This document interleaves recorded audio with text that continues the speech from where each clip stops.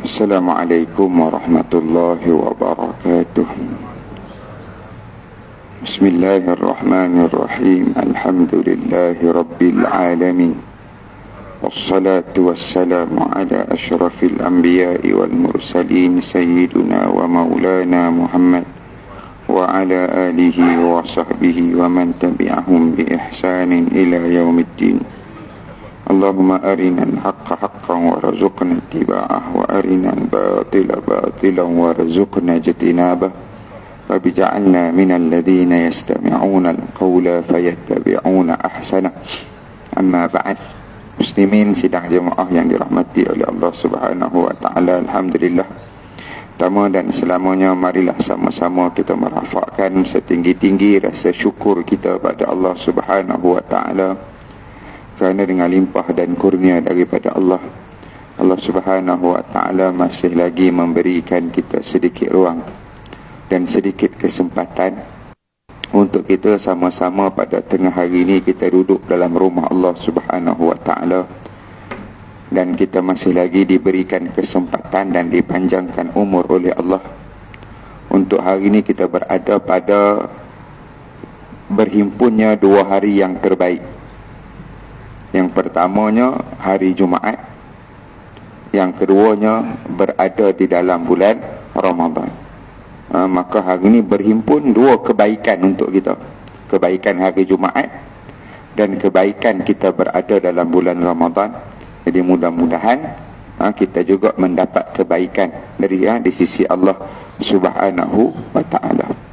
Baik, tuan-tuan yang dirahmati oleh Allah Subhanahu wa ta'ala, insya-Allah hari ini saya nak berkongsi dengan tuan-tuan beberapa perkara yang boleh merosakkan Ramadan kita.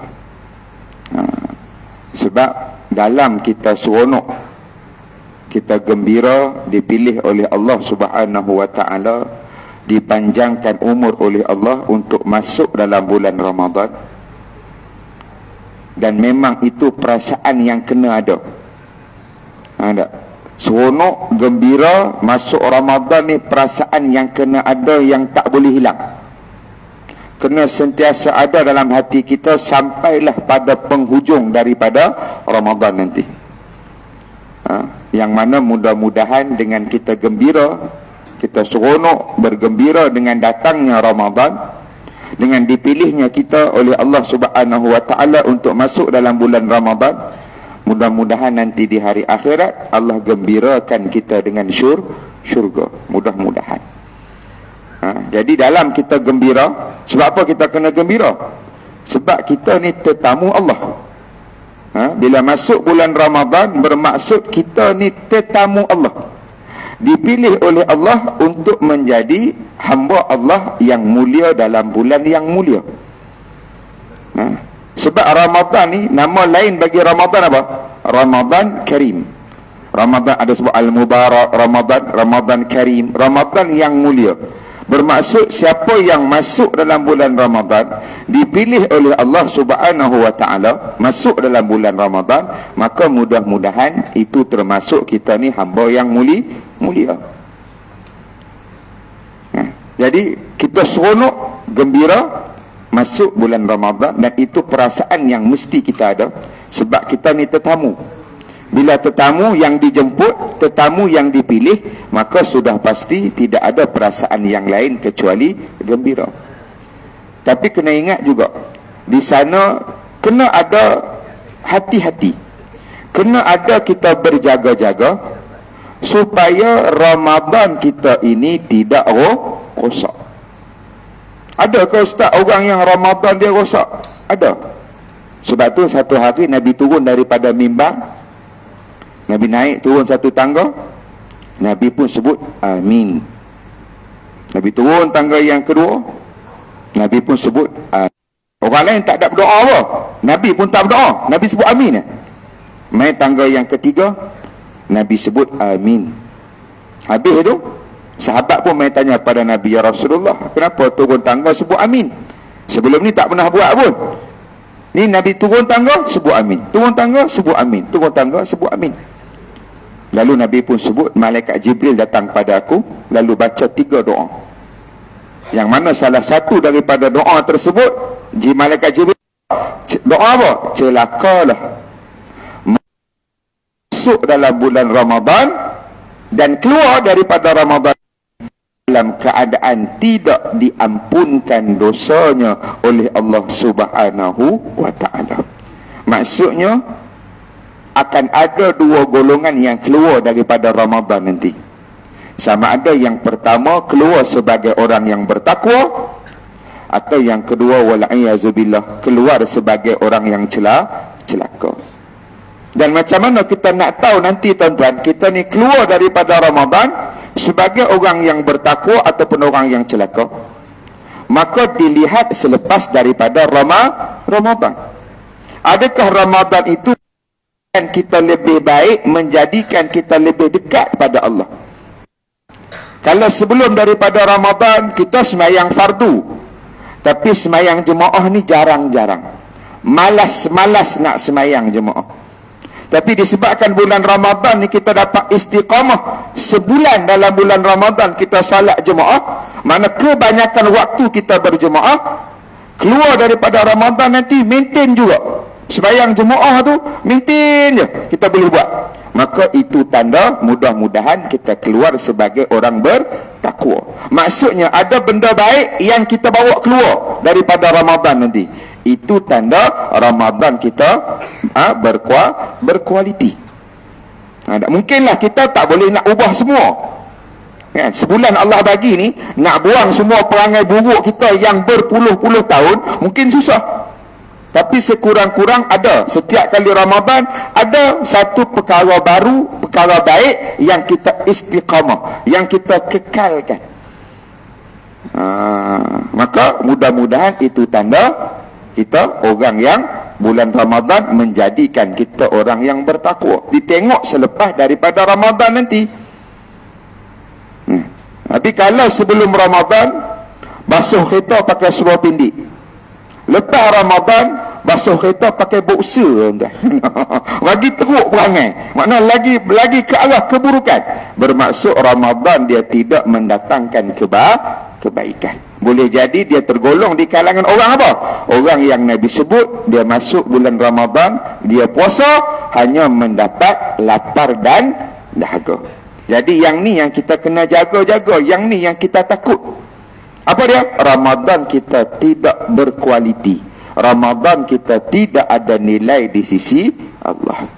Apa perkara yang perlu kita jaga dalam kita nak jadikan Ramadan kita ni lebih baik, lebih berkualiti? Sebab apa tuan-tuan? Dan sebelum tu, kenapa kita nak Ramadan kita ni betul-betul berkualiti?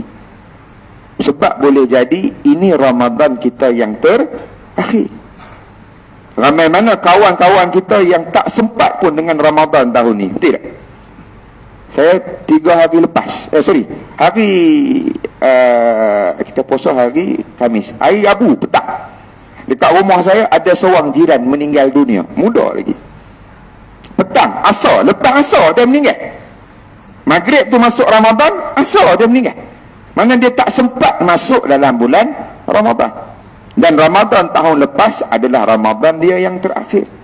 Jadi boleh jadi Allah bagi kita peluang ni tuan-tuan, ini Ramadan kita yang terakhir. Seumpama orang yang bekerja dekat satu company, dia kerja lama tuan-tuan, 30 tahun dia kerja. Daripada dia muda sampailah dia daripada pangkat serendah-rendah pangkat lah setinggi-tinggi pangkat dia duduk. Katalah tahun ni tahun dia last, tahun depan dia pergi daripada pejabat dia pekerja dia. Yang mana sebelum daripada tu ni dia pekerja yang terbaik. Dialah pekerja yang terbaik. Kalau anugerah pekerja terbaik tiap-tiap tahun, dialah yang dapat, orang lain tak dapat. Orang lain tak boleh. Sebab dia yang paling baik dekat tempat tersebut. Bos pun sayang, bos jaga. Asal nak berhenti bos bagi gaji lebih. Asal nak berhenti bos bagi gaji lebih. Sebab apa? Sebab bagus. Sampailah tahun yang terakhir.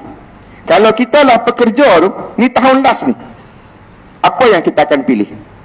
Sama ada yang pertama, tahun yang terakhir ni kita kerja lebih baik daripada tahun yang sebelumnya, kita turun semua ilmu kita dekat pekerja yang baru, supaya nanti bila dah kita berhenti, walaupun kita tak ada tapi company, syarikat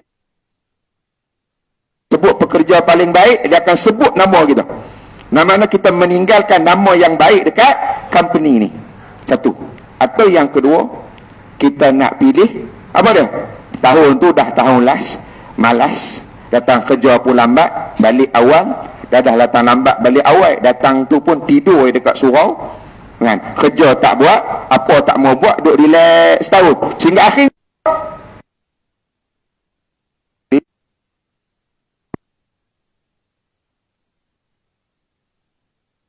waras, dia akan pilih pilihan yang pertama. Dia tinggal nama. Itulah perumpamaan kehidupan.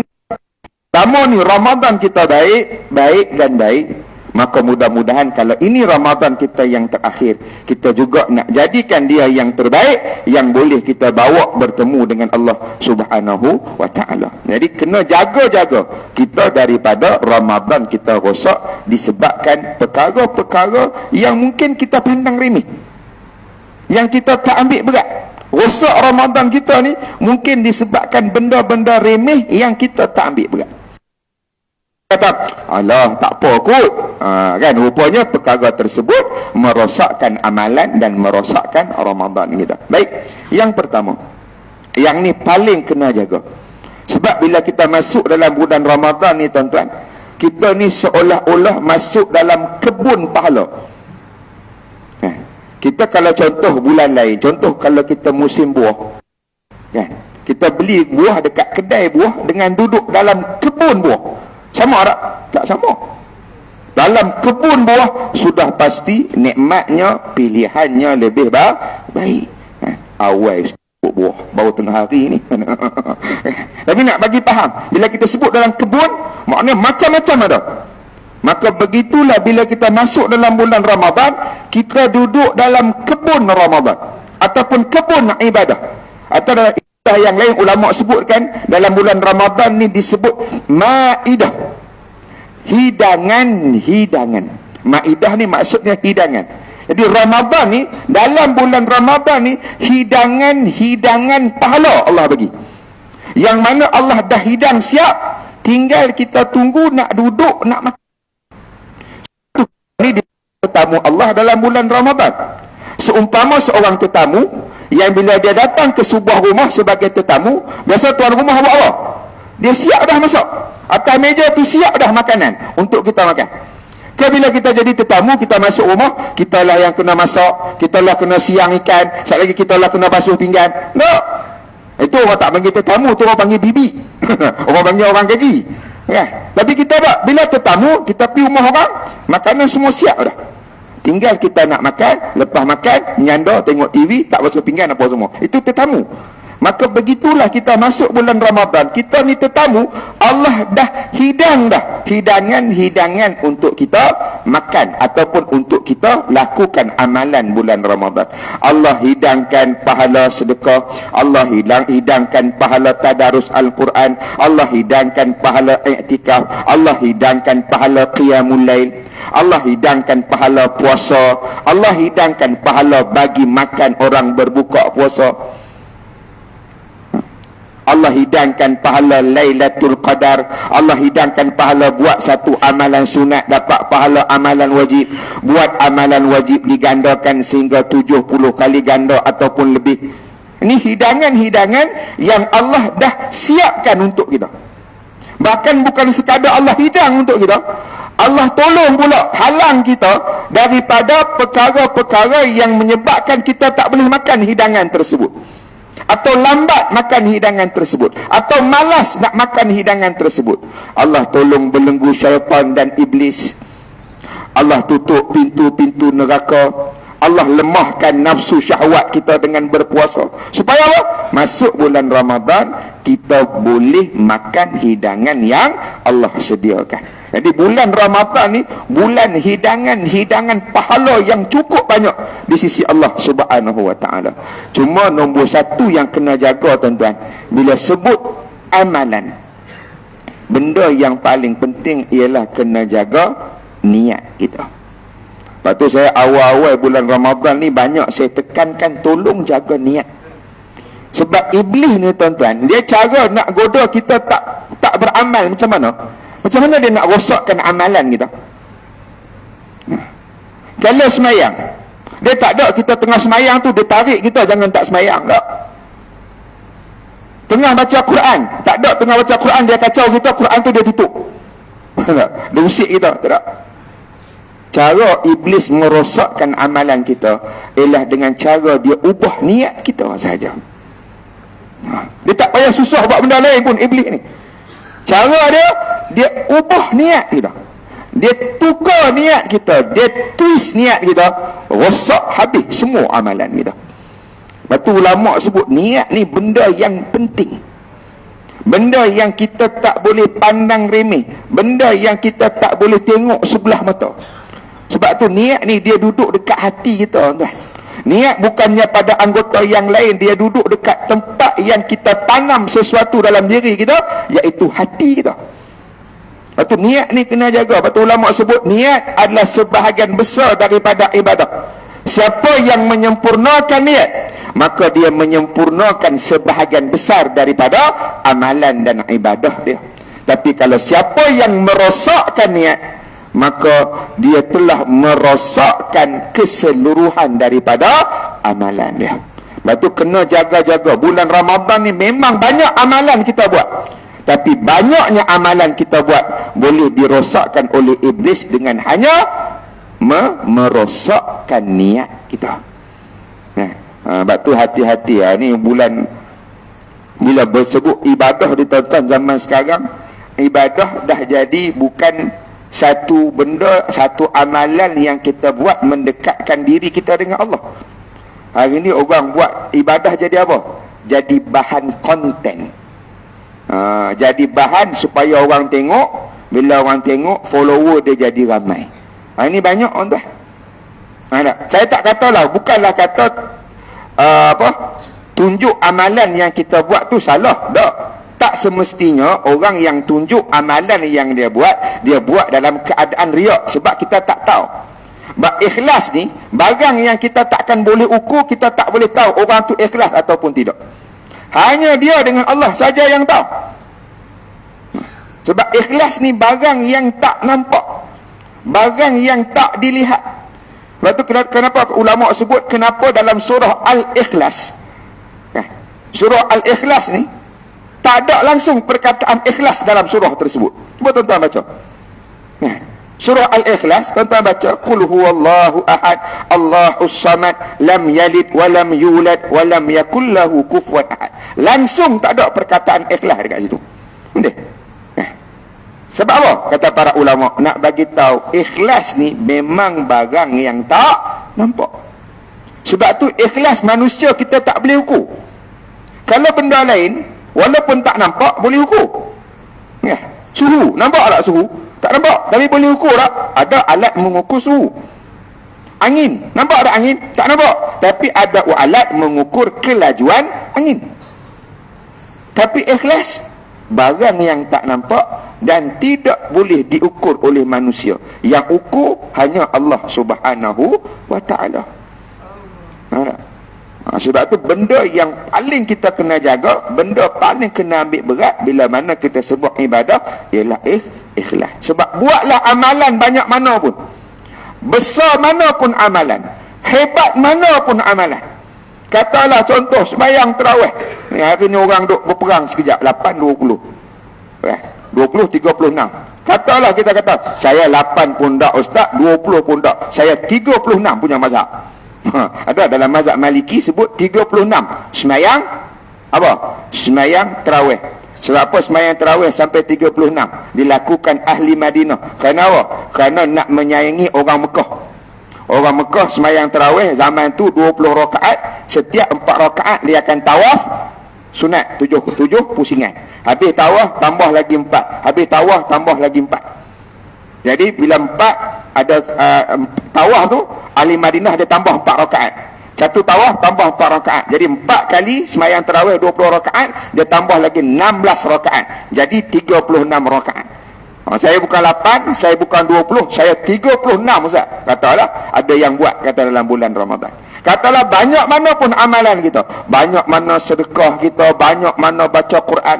Kalau orang lain khatam sebulan sekali, dia khatam 3 hari sekali, katalah. Banyak amalan dia buat. Tapi amalan banyak macam mana pun, kalau niat bukan kerana Allah, maka tidak akan ada nilai di sisi Allah Subhanahu wa ta'ala. Orang mungkin nampak cantik, orang mungkin nampak hebat, tapi tidak hebat pada sisi Allah Subhanahu wa ta'ala. Sebab tu hati-hati. Ini semayang pun pasang kamera kat depan. Pasang kamera. Kalau masjid tak boleh lain lah. Ini kat rumah tak tahu apa, semayang pasang kamera. Baca Quran pasang kamera. Habis semua benda dah jadi tunjuk pada orang lain. Makna kalau orang tak tahu, dia jadi tak senang. Kalau orang tak puji, dia jadi resah gelisah. Ini masalah, ni bahaya. Betul, amalan ni kena cukup kena jaga. Iblis, dia takkan, cara iblis ni tuan-tuan, selain daripada dia goda kita buat maksiat, ialah dia akan goda supaya amalan kita rosak. Dan saya sebut tadi, iblis merosakkan amalan dengan hanya cara merosakkan niat kita. Sebab tu banyak mana amalan tak ada niat yang baik, niat ikhlas bukan kerana Allah, Allah tak pandang. Bahkan di hari akhirat, Allah tempelak orang yang beramal atas dunia ni sebab nak orang puji, sebab nak orang pandang, sebab nak follower ramai. Nanti follower ramai, senang nak niaga, jual barang, senang orang beli. Orang ni nanti di hadapan Allah, Allah akan panggil. Disebut dalam riwayat, Allah panggil di hadapan Allah. Lepas tu Allah halau dia balik. Allah kata, idhabu, pergi balik. Pergilah kalian kepada siapa yang kalian beramal dulu atas dunia. Kamu beramal sebab apa? 1 juta follower kamu. Pergi dekat follower kamu 1 juta ni. Kamu beramal sebab nak orang puji. Pergi dekat orang yang puji kamu atas dunia dulu. Tengok apa yang dia boleh bagi di hadapan aku. Allah tempelak, Allah hina orang macam ni. Walaupun amalan dia banyak. Bukan dia buat dosa, tak. Dia beramal. Tapi Allah hinakan orang yang beramal dengan niat yang sedemikian rupa. Itu yang pertama. Sebab tu bila sebut kita beramal, banyak amalan kita tuan-tuan dalam bulan Ramadan, maka yang kena jaga adalah niat kita. Sebab tu selalu tanam niat dalam hati kita supaya melakukan amalan semata-mata kerana Allah Subhanahu wa ta'ala. Baik, satu. Nombor 2, perkara yang juga boleh merosakkan kita dalam bulan Ramadan, apa dia? Iaitu berlebih-lebihan pada makan. Ni pun kadang-kadang kita tak perasan. Ustaz, bulan Ramadan pun kan puasa, kenapa lebih makan pula? Ada. Berlebih-lebihan. Bahkan dia buka puasa sampai ke malam tu, dia makan lagi banyak daripada bulan dia tak puasa. Sungguh. Tuan-tuan. Dan inilah yang menyebabkan kenapa ibadah kita jadi berat. Jadi malas. Tuan-tuan, ibadah yang banyak tidak akan duduk pada orang yang perut sentiasa ataupun selalu kenyang, atau perut yang terlalu kenyang. Sebab tu kenapa Nabi boleh solat setiap malam dalam rakaat yang banyak. Disebut dalam riwayat Nabi semayang tiap-tiap malam 13 rakaat. Dan setiap rakaat pula Nabi berdiri lama. Sehingga lama Nabi berdiri, kata Sayyidatina Aisyah, kaki Nabi sampai bengkak kaki Nabi. Sebab apa? Antaranya kerana Nabi itu seorang Nabi lah. Kerana Nabi bukan orang yang sentiasa kenyang. Disebut dalam riwayat, Nabi tak pernah kenyang 2 hari berturut-turut. Mana kalau hari ni Nabi kenyang, esok Nabi lapar. Ni kalau tak puasa lah, bukan bulan puasa lah. Hari ni Nabi kenyang, esok Nabi lapar. Lusa Nabi kenyang balik. Nabi tak pernah kenyang. Betul kenyang lagi tak? Nabi tak pernah kenyang 2 hari berturut-turut. Dan dalam masa kenyang pula, Nabi tidak terlalu kenyang. Sehingga disebutkan dalam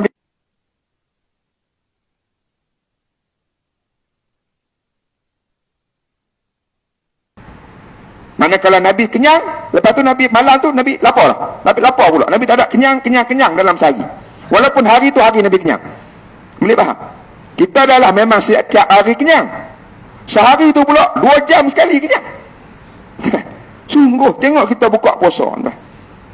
Tuan-tuan, kalau nak bangun sembahyang malam bulan Ramadan, nak baca Quran banyak bulan Ramadan pada waktu malam, nak tarawih banyak dalam bulan Ramadan, siang ataupun buka puasa, tak boleh makan terlalu banyak.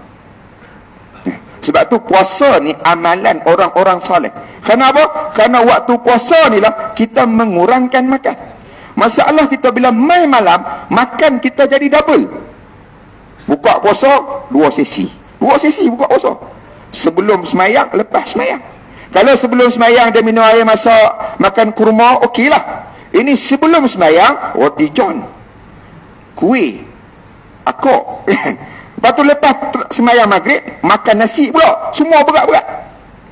Sekejap lagi lepas dah makan, relax, dah siap nak pergi semayang tarawih. Sebelum tarawih, jamah dulu sikit. 3 kali makan lah.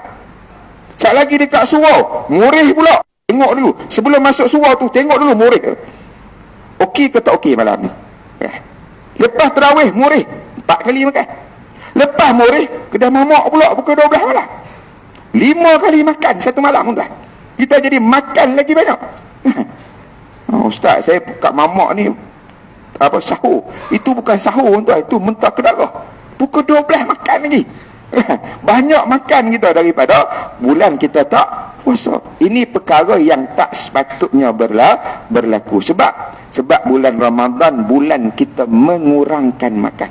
Tuan-tuan, perut yang kenyang tidak akan duduk dekat, tidak akan menjadikan orang tu banyak beribadah. Sebab tu satu hari Sayyidina Umar, ni teguran untuk saya dan semua jugalah. Saya pun tengah cuba buang benda ni. Sayyidina Umar bila dia tengok ada seorang lelaki ni perut dia besar. Perut dia besar. Sayyidina Umar pun tepuk perut dia. Sayyidina Umar kata, ni apa ni? Lalu dia kata, ini nikmat daripada Allah. Lalu Sayyidina Umar kata, ni bukan nikmat, ini tanda kamu malas beribadah. Maksudnya apa? Maksudnya ibadah yang banyak tidak akan duduk kepada orang yang banyak makan.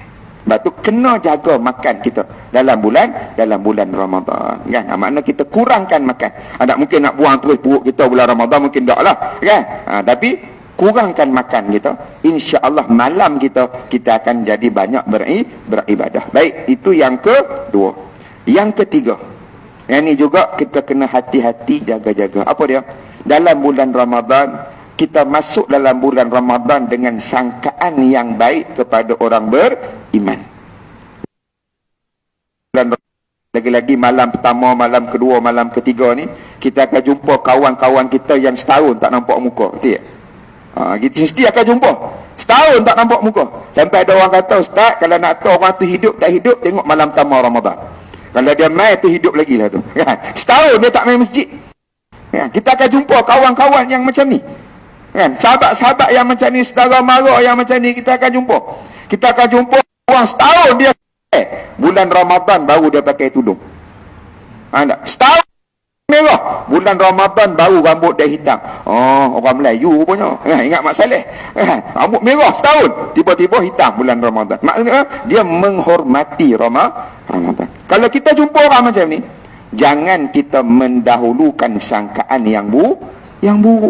Kita bila jumpa macam ni kata, ni tak 2 hari 3 hari. Kita bisik pula kat kawan sebelah, agak-agak dia ni berapa hari kita sembahyang, kita jumpa dekat masjid. Tak, jangan. Dahulukan sangkaan yang baik. Sehingga ada ulama sebut, kalau kita jumpa ada orang dalam bulan Ramadan yang mana bulan yang lain dia ni cuai bab sembahyang. Sembahyang celup-celup orang panggil. Nak sembahyang dia sembahyang, dia tak mau sembahyang dia tak sembahyang. Tapi bila mai bulan Ramadan, dia jadi orang yang jaga sembahyang. Maka kata ulama ni kata apa? Ketahuilah dia adalah orang yang bertaubat, bukan orang yang munafik. Makna bukan orang yang berlakon dalam bulan Ramadan. Tak. Dia orang yang bertaubat. Maksudnya apa? Maksudnya kalau kita jumpa orang macam ni, bila mai bulan Ramadan, dia mesti jadi baik. Maka dahulukan sangkaan yang baik. Sangkaan yang baik itu dengan makna apa? Dengan makna kita doakan dia. Doakan supaya istiqamah dia dalam perubahan. Dan kita doa tu dalam keadaan dia tak tahu.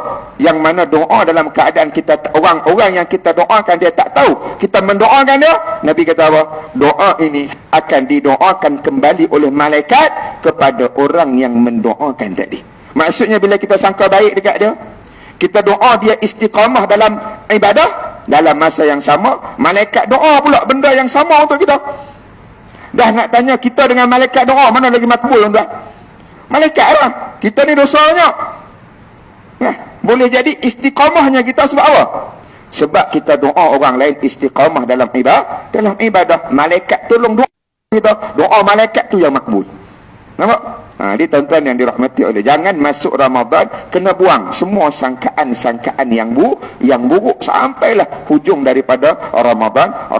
Itu yang ketiga dan yang keempat akhir sekali tuan-tuan. Bila masuk bulan Ramadan ni juga antara perkara yang merosakkan Ramadan kita ialah kita memilih jadi orang yang bakhil. Kita pilih jadi orang yang kedekut. Sedangkan bulan Ramadan ni akhlak Nabi akan lebih pemurah apabila masuk bulan Ramadan. Tapi kita pilih jadi orang yang lagi kedekut. Sebab apa?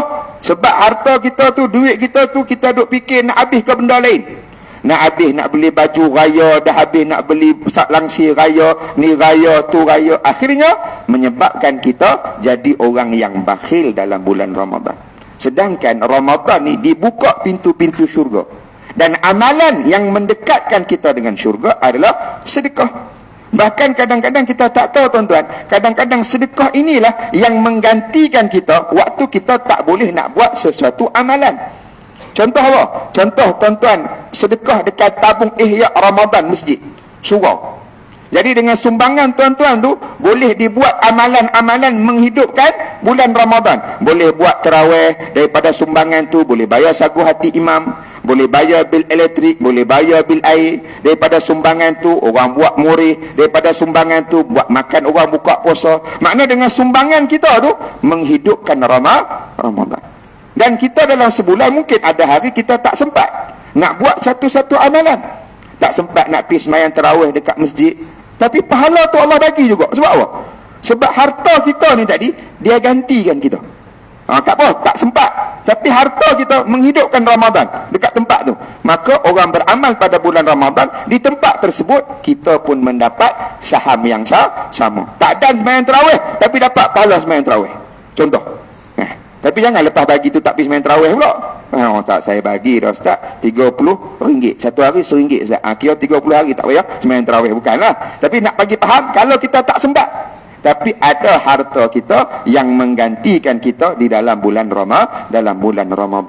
Jadi itu tuan-tuan yang dirahmati oleh Allah Subhanahu wa taala. Itulah ada antara perkara-perkara yang boleh kita lakukan ataupun perkara-perkara yang perlu kita elakkan supaya Ramadan kita menjadi berkualiti dan supaya Ramadan kita tidak rosak. Jadi tuan-tuan yang dirahmati oleh Allah, saya sekadar itu dulu untuk hari ini. Mudah-mudahan apa yang saya sampaikan sedikit sebanyak dapat kita ambil pengajaran dalam kehidupan kita. Cuma tuan-tuan, sebelum saya tutup, saya minta izin sikit.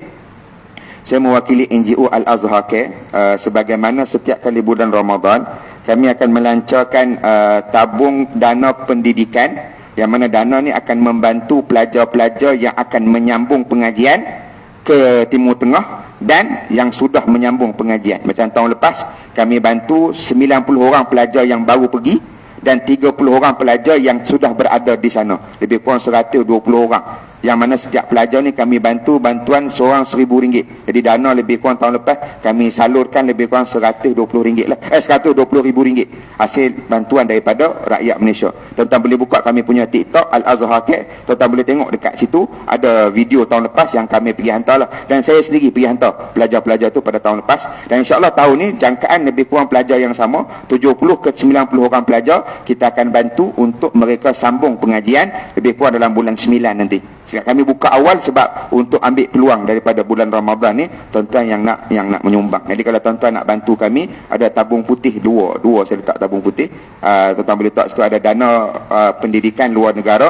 Kat situ pun ada QR code, ada nombor telefon saya pun ada dekat situ. Tuan-tuan boleh ambil untuk maklumat yang lebih lanjut lah, insya-Allah. Atau kalau ada tuan-tuan yang mungkin nak bayar zakat, yang mana zakat tu tuan-tuan nak risit potongan cukai, tuan-tuan nak claim dengan income tax pun kami boleh bantu. Maksudnya tuan-tuan bayar cukai zakat tu nanti dapat resit untuk claim dengan income tax dan nanti zakat tu akan dikembalikan untuk disalurkan kepada pelajar-pelajar. Itu pun kami boleh bantu insya-Allah. Cuma kena ambil nombor telefon saya lah yang tu. Wallahu a'lam. Assalamualaikum warahmatullahi wabarakatuh.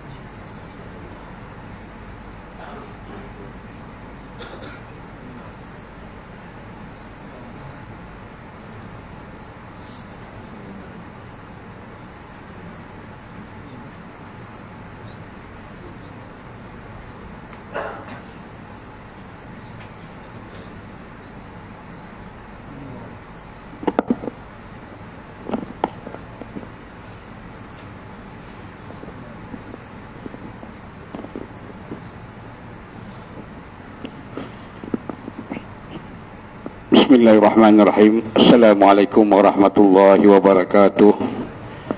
Yang berbahagia Al-Fadhil Ustaz Abu Jahal selaku imam dan khatib kita pada hari ini, sidang jemaah yang dirahmati Allah sekalian. Alhamdulillah dapat kita bersama-sama untuk salat Jumaat pada awal Ramadan, minggu pertama Ramadan, Jumaat pertama di dalam Ramadan Al-Mubarak. Yang pertama, saya mengucapkan jubutan terima kasih di atas segala sumbangan tuan-tuan kepada surau ini.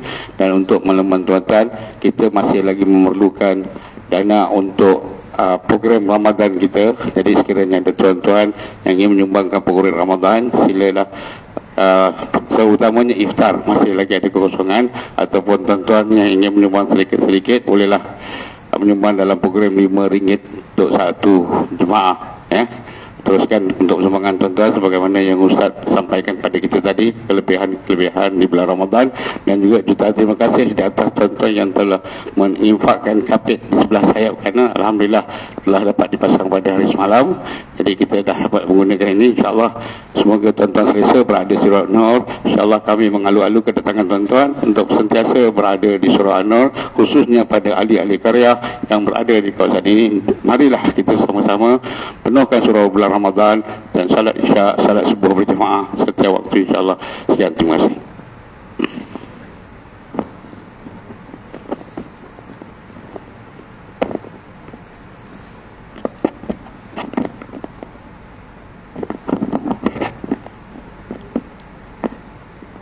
Inna Allah wa malaikatahu yusalluna 'alan nabi ya ayyuhalladzina amanu sallu 'alaihi wa sallimu taslima. Allahumma shalli wa sallim barik.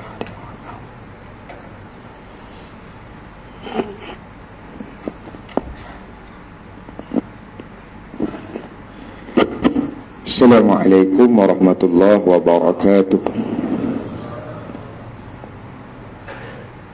Allahu Akbar, Allahu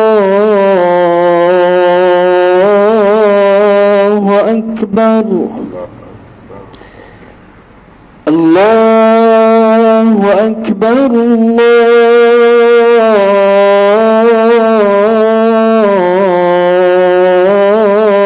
Akbar. Ashhadu an la ilaha illallah. Ashhadu an la ilaha illallah.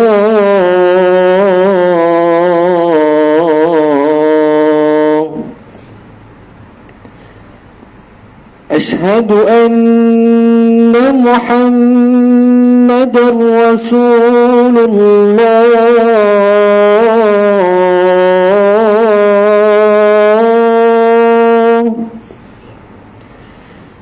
Ashhadu anna Muhammadar Rasulullah.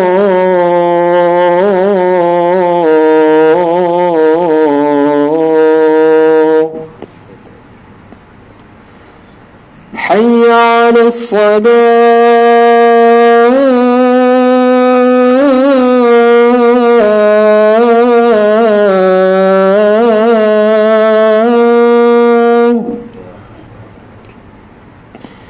حي على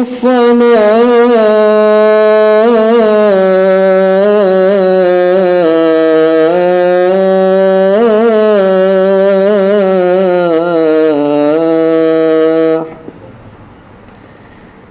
حي على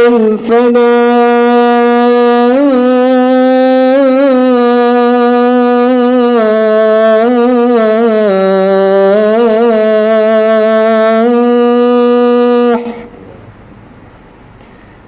حي على الفلاح.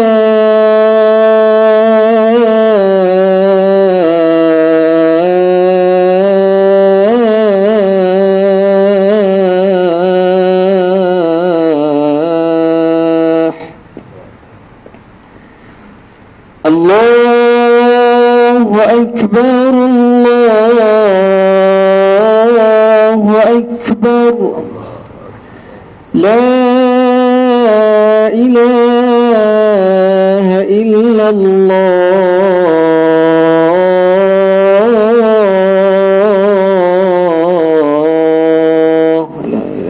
إله إلا الله ربنا يا رب الناس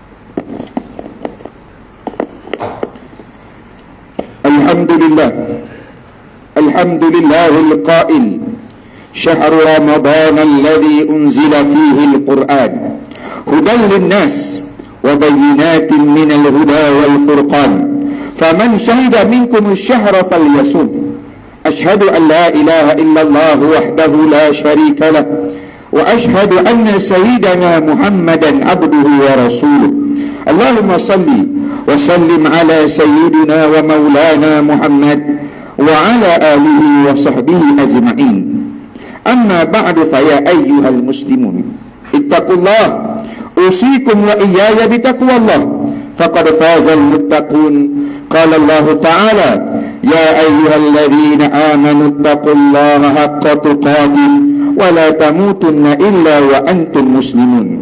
Muslimin sedang jemaah yang dirahmati oleh Allah, saya menyeru agar kita semua bersama-sama meningkatkan ketakwaan kita kepada Allah, yakni dengan melaksanakan segala perintah dan meninggalkan segala perkara yang dilarangnya. Lebih-lebih lagi kita berada pada bulan yang mulia. Semoga kita semua diberikan kebahagiaan dan juga kejayaan di dunia dan di hari akhirat. Pada hari yang mulia ini, khatib akan membicarakan khutbah yang bertajuk menghidupkan Ramadan dengan ibadah yang berkualiti.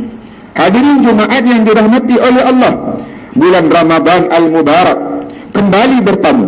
Kita hendaklah memanjatkan rasa syukur kepada Allah Subhanahu wa ta'ala kerana masih diberi peluang dan dipanjangkan umur sehingga bertemu dengan bulan yang penuh dengan kemuliaan ini. Bukan semua hamba diberi peluang untuk merasai bulan yang penuh dengan keberkatan dan kemuliaan ini. Ia satu-satunya bulan di mana ditutup pintu-pintu neraka dan dibuka seluas-luasnya pintu-pintu syurga, dan rahmat Allah Subhanahu wa ta'ala dicurahkan kepada hamba-hambanya yang mencari keampunan dan keredaannya.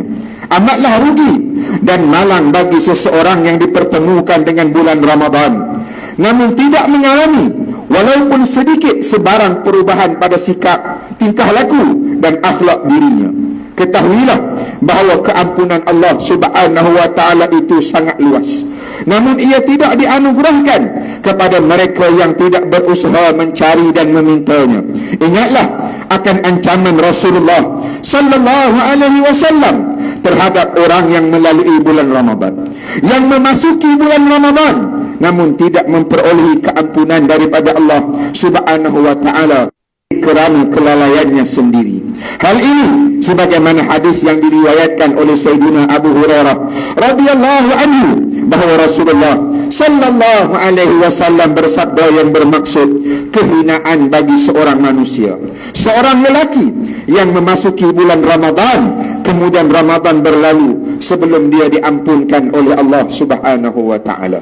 Hadirin sidang Jumaat yang dirahmati oleh Allah, pada kesempatan yang penuh barakah ini, marilah kita menghidupkan Ramadan dengan memperbanyakkan tadarus, membaca serta mentadabbur kitab suci Al-Quran. Bacalah mengikut kemampuan masing-masing dengan kadar yang sesuai dan konsisten mengikut kemampuan keadaan diri sendiri. Firman Allah Subhanahu wa ta'ala dalam surah Al-Muzammil ayat 20, faqra'u ma tayassara minal Quran. Oleh itu bacalah mana-mana yang mudah bagimu daripada Al-Quran, yakni di dalam salat. Rasulullah sallallahu alaihi wasallam turut memberikan dorongan agar kita memperbanyakkan interaksi dengan Al-Quran, khususnya dalam ibadah malam. Hadis yang diriwayatkan daripada Abdullah bin Amr radhiyallahu anhuma bahawa Rasulullah sallallahu alaihi wasallam bersabda, man qama bi ashri ayatin lam yuktab minal ghafilin wa man qama bi mi'ati ayatin kutiba minal qanitin wa man qama bi alfi ayatin kutiba minal muqantirin. Sesiapa yang bangun beribadah pada waktu malam dengan membaca 10 ayat, dia tidak akan dicatat sebagai orang yang lalai. Sesiapa yang bangun dengan membaca 100 ayat, dia akan dicatat dengan sebagai seorang yang taat, yakni orang yang qanitin. Dan sesiapa yang bangun dengan membaca 1000 ayat, dia akan dicatat sebagai orang yang memperoleh ganjaran yang besar di sisi Allah. Malah baginda Nabi SAW menjelaskan keistimewaan hubungan di antara puasa dan Al-Quran, yakni kedua-duanya bukan sekadar ibadah yang dilaksanakan di dunia, bahkan akan menjadi pembela dan pemberi syafaat di hari akhirat kelak. Hadis daripada Sayyidina Abdullah bin Amru radhiyallahu anhuma bahawa Rasulullah sallallahu alaihi wasallam bersabda yang bermaksud puasa dan Al-Quran akan memberi syafaat kepada seorang hamba pada hari kiamat kelak. Puasa berkata, hai Tuhanku, aku telah menahannya daripada menikmati makanan dan nafsu syahwat di siang hari, maka izinkanlah aku memberi syafaat kepadanya. Dan Al-Quran pula berkata, aku pula telah menahannya daripada tidur di malam hari, maka izinkanlah aku memberi syafaat kepadanya. Baginda melanjutkan dengan bersabda, maka kedua-duanya pun diizinkan oleh Allah untuk memberi syafaat. Hadirin Jumaat yang dimuliakan, dalam bulan yang penuh kemuliaan ini, Rasulullah sallallahu alaihi wasallam turut menganjurkan kepada kita agar menghidupkan malam-malam Ramadan dengan ibadah qiyam, khususnya melalui pelaksanaan salat sunat tarawih. Hadis yang diriwayatkan daripada Sayyidina Abu Hurairah radhiyallahu anhu bahawa Rasulullah sallallahu alaihi wasallam bersabda yang bermaksud, sesiapa yang berqiyam dalam bulan Ramadan dengan penuh keimanan dan ihtisab, yakni mengharapkan keredaan serta pahala daripada Allah, maka akan diampunkan baginya dosa-dosanya yang telah lalu, yakni dosa-dosanya yang kecil. Semoga Ramadan pada kali ini mampu mendidik kita untuk memahami bahawa setiap detik ketaatan itu adalah bernilai di sisi Allah. Setiap kesabaran itu berpahala dan tidak ada yang dinilai sedikit dan kecil di sisi Allah Subhanahu wa taala. Setiap pengorbanan itu diperhatikan oleh Allah, bahkan keletihan yang ditanggung dalam melaksanakan tanggungjawab dengan niat yang ikhlas juga menjadi sebab untuk kita tidak ketinggalan dalam mengejar fadilat dan kelebihan Ramadan. Para tetamu Allah yang dimuliakan, mengakhiri khutbah pada hari ini, marilah kita mengambil beberapa pengajaran untuk dijadikan pedoman dalam kehidupan seharian, terutamanya di dalam kita menjalani ibadah dalam bulan Ramadan. Yang pertama, umat Islam hendaklah meraihkan bulan Ramadan yang mulia dengan azam untuk memperbaiki diri menjadi lebih sempurna serta meninggalkan segala perbuatan dosa dan maksiat. Yang kedua, umat Islam hendaklah memelihara ibadah puasa mereka agar tidak sia-sia, di samping mempertingkatkan penghayatan terhadap Al-Quran dengan bertadarus, bertadabbur dan mengamalkan setiap pengajaran yang terkandung di dalamnya. Dan yang ketiga, umat Islam hendaklah merebut peluang menghidupkan bulan Ramadan ini dengan ibadah dan amalan saleh yang lain bagi meraih keredaan, rahmat dan keampunan daripada Allah Subhanahu wa taala serta mencapai kualiti takwa yang sebenar. A'udzubillahi minasyaitonir rajim. الذين يقولون ربنا إننا آمنا فاغفر لنا ذنوبنا وقنا عذاب النار الصابرين والصادقين والقانتين والمنفقين والمستغفرين بالأسحار. Mereka itu ialah orang yang berdoa dan dengan berkata, wahai Tuhan kami, sesungguhnya kami telah beriman, oleh itu ampunkanlah segala dosa kami dan peliharalah kami daripada azab neraka.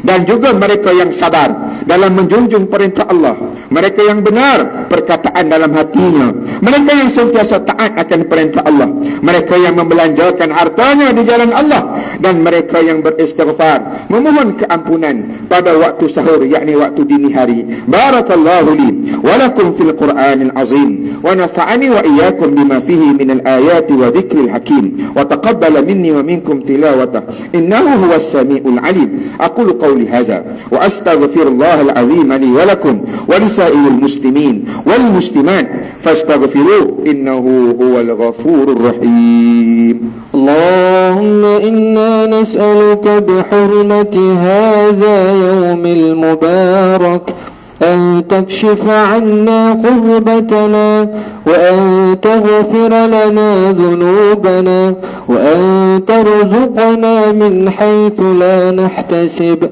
برحمتك يا أرحم الراحمين. والحمد لله رب العالمين.